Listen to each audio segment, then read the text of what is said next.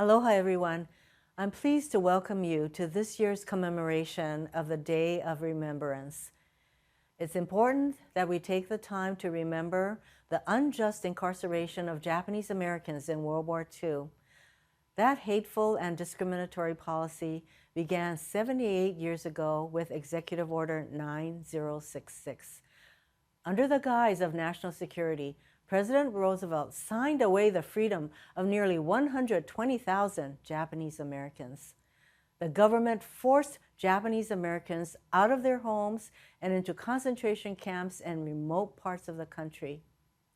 The trauma and shame that Japanese Americans endured during this dark time reverberates to this day. Donald Trump is once again using executive orders to attack immigrants. One of his first executive orders as president was the Muslim ban. It targeted people from 7 Muslim-majority countries to block them from entering the United States. When the state of Hawaii and others challenged the ban, the Supreme Court let the government hide behind the pretext of national security. We knew this 5-4 decision would embolden Trump to do more harm, and indeed he has.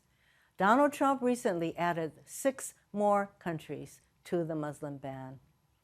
He also used an executive order to direct the expansion of expedited removal so he could deport even more immigrants at a faster rate. And he has used an executive order to justify canceling a humanitarian parole program that reunites aging Filipino World War II veterans with their sons and daughters and other family members. His anti-immigrant hatred goes so far as to cancel even this program that impacts an ever-diminishing number of Filipino World War II veterans.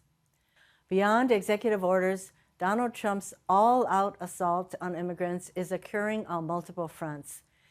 He has used regulations such as his public charge rule to keep out immigrants who don't pass his wealth test and his English language ability test. He has used policy announcements such as the zero tolerance policy to separate thousands of children and families at the border. And he has used Twitter to insult and debase immigrants.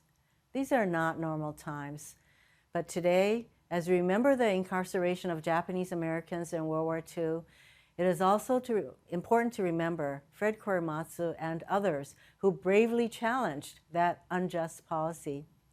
Fred Korematsu, at the age of 23, refused to give in to President Roosevelt's racist executive order. He stood up to the fear-mongering and took his fight all the way to the Supreme Court. Sadly, then as now, the Supreme Court rubber-stamped a discriminatory policy under the pretext of national security. But Fred Korematsu never stopped fighting for justice and civil rights for all Americans, and we must do the same. We must continue to stand up for all immigrants and fight to keep history from repeating itself.